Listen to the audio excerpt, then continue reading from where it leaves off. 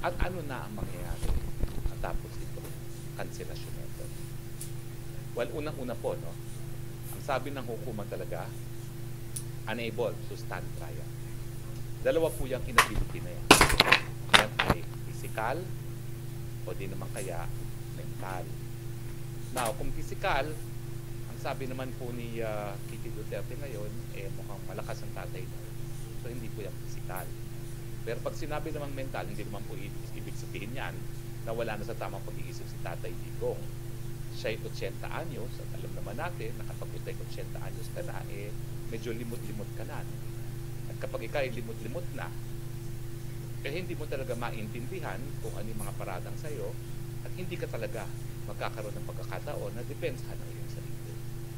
So isipin na lang po natin, hindi po yan physical na kapansanan, hindi po yan mental na kapansanan, kung hindi talagang limitasyon dahil nga po sa edad ni Tatay Digong na 80. At sino ba naman ang 80 na hindi na nagiging limot? Yeah. Siyempre, yung pagiging limot, nakaka-apekto rin niya sa kanyang pagkakaintindi ng mga paratang dapat sa kanya at kung ano yung mga depensa na po pwede niya gamitin para mapatunayan na hindi siya nagkakasala. Now, ang tanong, saan na tayo patungo matapos ito?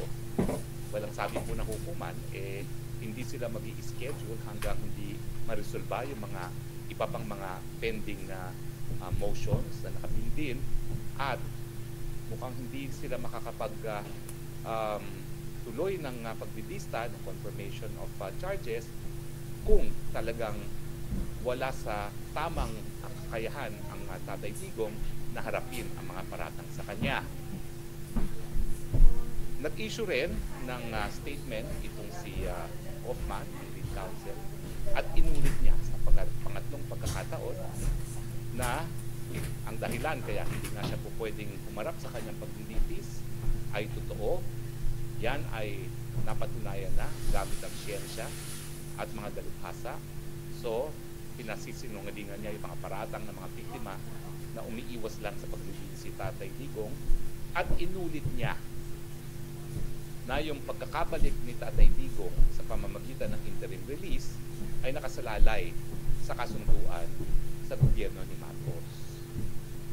Now, pangatlong beses na po ito na sinabi ni Atty. Hoffman na talagang ang kalayaan ni Tatay Digong ay nakasalalay sa mga Marcoses. Alam niyo na naman po ang aking paniniwala dyan. Naniniwala po ako na unang-una ang problema ang gumawa ay ang mga Marcoses. So sa tingin ko po, hindi para bigyan ng solusyon ng mga Marcoses ang kapalaran ni Tatay Digong. Talaga pong pinadala nila siya sa dahig dahil nais nilang matanggal ang malaking tinik sa kanilang kagustuhan na manatili sa kapangyarihan forever and ever.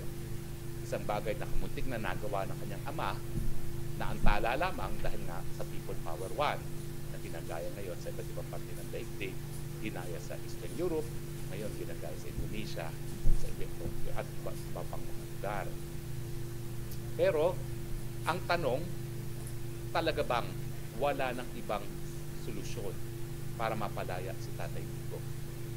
Well, unang-una po lilinawin ko. Bagamat galit na galit sa akin si Hoffman, naintindihan ko ang kanyang kalagayan ngayon. Limitado ang kanyang options. Bakit? Kasi po itong inability to stand trial, malabo po. Walang sinasabi ang ICC Rome Statute kung itong inability nito ay maging permanente. Ang remedyo kapag merong inability to stand trial, panandalian, hindi tutuloy ang paglilitis hanggang magkaroon na ng kapasidad ang akusado na depensahan ng kanyang sarili sa isang paglilitis. Paano kung permanente na yung inability to stand trial? Alam naman natin na kapag limot-limot dahil nga sa katandaan, hindi na po maibabalik yan. Wala pong gamot dyan. So, paano na mangyayari? Ito po talaga ang problema. Dahil sa Rome Statute mismo, walang nakasaad kung anong mangyayari kung permanente na yung inability to stand trial. Kaya nga po, siguro minabuti ni Hoffman na ang solusyon na lang talaga ay interim release. At ang mabuti naman pong balita, dahil dito sa desisyon ng Korte na unable to stand trial si Tatay Digong, 100% tingin ko mabibigyan na siya ng interim release. Ulitin ko po ha, dahil nagkaroon na ng conclusion ng hukuman na unable to stand trial itong si Tatay Digong, 100% pwede siya mabigyan ng interim release. Ang tanong, saan? Siyempre, yan po ay sa isang lugar na kasapi pa rin ng ICC na merong obligasyon yung bansa na tatanggap sa kanya na tumupad sa mga kondisyones na sasabihin ng korte para sa interim release. Ibig sabihin po, under the ordinary course of events, hindi po pwede sa Pilipinas yan. Dahil hindi na nga tayo naging miyembro ng ICC mula pa nung panahon na bumitiw nga tayo sa panahon pa ni Tatay Digong. Ang pwede lang pong mangyari ay kung papayag talaga ang Marcos administration na tanggapin si Tatay Digong by way of interim release at kung papayag ang hukuman. Kasi nga po, wala nang basihan para makipag-cooperate ang gobyerno ng Pilipinas sa ICC. Bagamat na lamang kung tutuloy talaga yung plano ni Marcos Jr. na sumapi muli at maging miyembro muli ng ICC. Which case, po pwede talaga na magkaroon ng interim release. Pero talaga ba kung ang pagpayag na lang ng mga Marcoses ang tanging pag-asa para makauwi si Tatay Digong? Well, sa akin po, unang-una, wag naman po sana.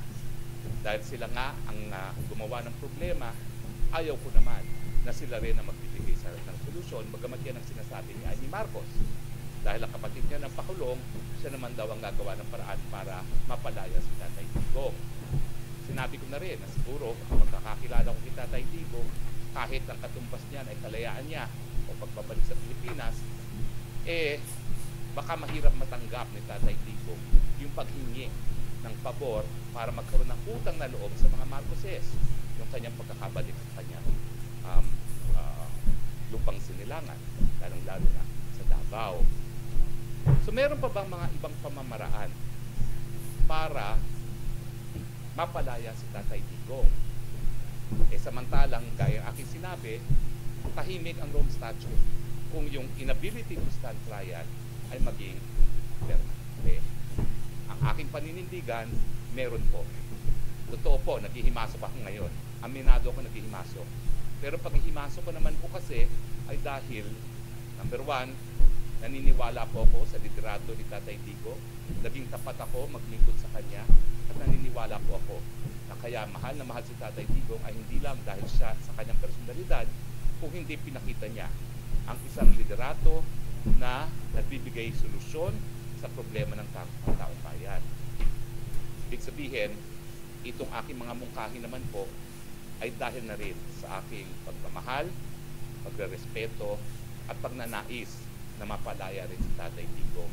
Ako naman po ay nagsabi na, ako naman po ay nag-propose ng domestic legal remedy, hindi po yung paghihimasok doon sa ICC dahil minsan hindi ko talaga pinakailaman si Kaufman doon sa kanyang ICC. Ngayon lang po ako magbibigay ng mungkahi at wag naman po sana masamain dahil na naging solusyon ni Kaufman talagang makipagkasundo sa mga Marcoses para tanggapin si Tatay Digong by way of interim release sa ICC.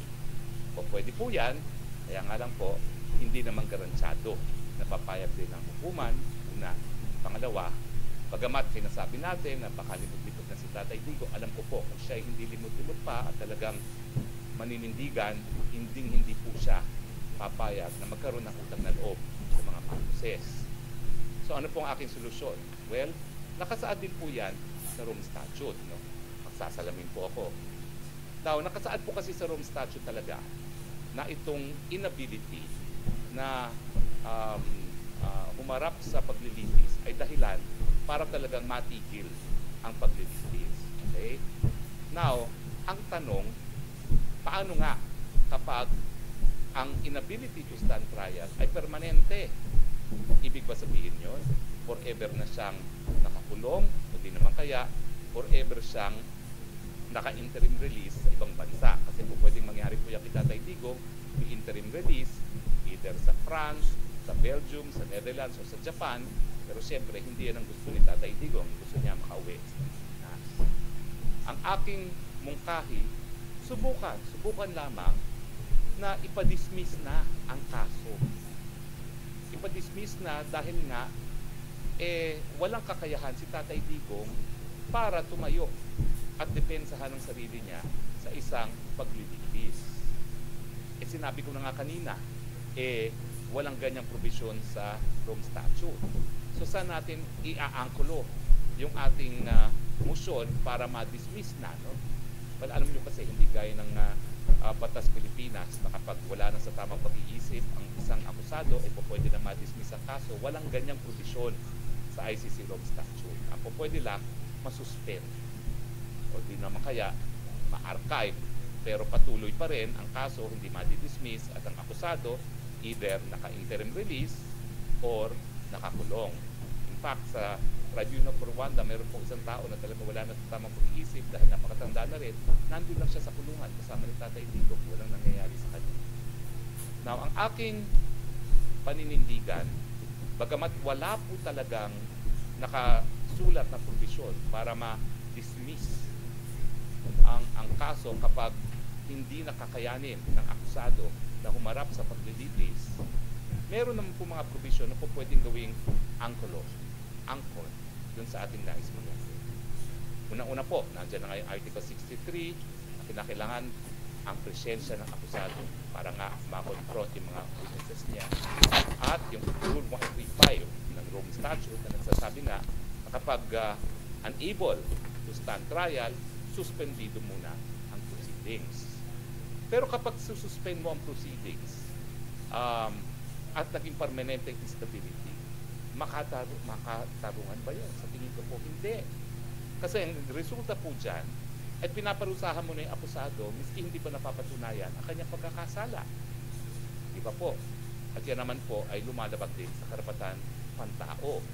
Lalong-lalo na dun sa karapatan ng speedy trial at saka dun sa presumption of innocence na pareho pong nakasaad sa International Covenant on Civil and Political Rights at saka dun sa European Convention on Human Rights. So ano pong legal na argumentong gagamitin para mapadismiss? Makikita po yan sa isang provision ng Rome Statute na nagsasabi na ang mga desisyon ng hukuman ay dapat sang-ayon din sa karapatang pantao. Saan ba ho nakikita yung provision na yan? Well, nandito po yan sa susunod na slide. Nakasaad po yan sa Article 21.3 ng Rome Statute na ang pag-i-interpret ng provision ng Rome Statute ay dapat sang-ayon sa karapatang pantao. Okay? Now, ibig sabihin yan, kapag ang incapacity po or yung inability to stand trial ay permanente, kinakailangan i-dismiss na ang kaso. Dahil kapag yan ay hinayaang tumuloy pa rin at mukha naman ang inability to stand trial ay permanente na, ibig sabihin, permanente na siyang naka-interim release or permanente na siyang nakakulong na parehong parusa.